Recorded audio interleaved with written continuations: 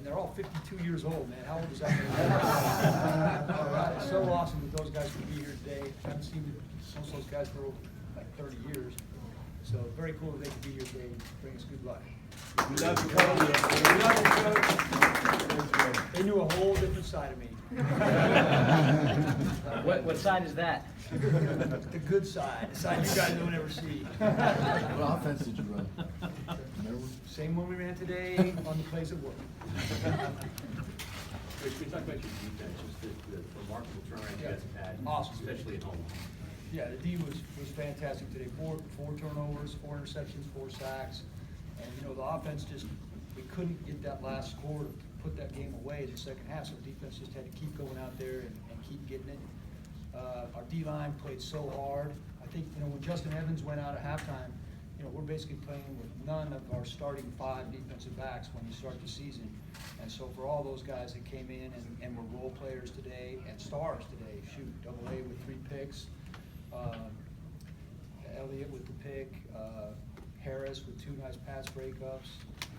You know, that was pretty cool for those guys. It was awesome to have Levante back. You know, he led us with 12 tackles and only 1 sack. So today was a day for the D. They did a great job. What did you think of Adams when he first came in in the Giants, and just what did you see? Well, you know, everyone that we checked with when he came here said good special teams player, good backup safety. But it just jumped out. His personality, if you've talked to him, you know his personality jumps out at you. This guy likes ball, and he's bright-eyed, and he likes to work. He likes to play. Duff and the staff have carved out a nice little niche for him in a dime package, playing like as an inside linebacker. Part of that by necessity with Quan and Levante going down, and he's made the most of it. Then with our safety situation, he was playing a lot of safety in the second half as well. Coach, can I speak to the significance of James Winston making franchise history with most touchdown passes? Yep, happy of course for Jameis, and you know, it's Jameis's production when we don't turn the ball over, when he doesn't turn the ball over, his production is always going to be there. Jameis is a fantastic player, and sometimes that gets negated by turnovers. But you can see the last 2 weeks when we don't turn the ball over, we're a lot harder to beat. He's even taken some sacks. So would you rather see that than him throwing up the ball in the dangerous areas? We'll take a guess about that. No, but the point is his decision-making has been much better, right, the last 2 weeks? Absolutely. It looked like they hit Cam, they sacked him 4 times. How much of a factor was that? Or at least one of those interceptions was probably Well, I think, yeah, the 4 sacks were one thing, but the last 2 interceptions, he was hit on the throw, and those balls were fluttering. You know, Cam's got a rifle, and those balls hung up there in the air. Our D-line was relentless. I mean, they were led by JPP, but Gerald, Vita, Carl, Vinny, all the D-line, Will, all those guys, both, they played their tails off today. Does anything speak to hanging in there kind of quality on this team than that secondary? Sure. Yeah, sure. I mean,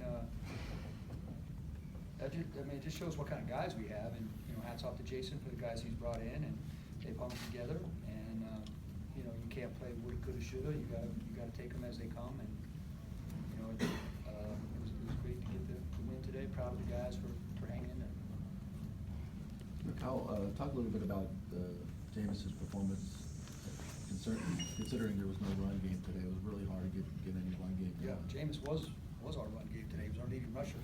You know, I thought Jameis's best play of the day was the touchdown to Godwin. That was actually his fourth option on that play, and you know, he scrambled up and found him in the back of the end zone. I thought that was his best play, but I thought Jameis really was in control all day, and for the most part took what they gave him.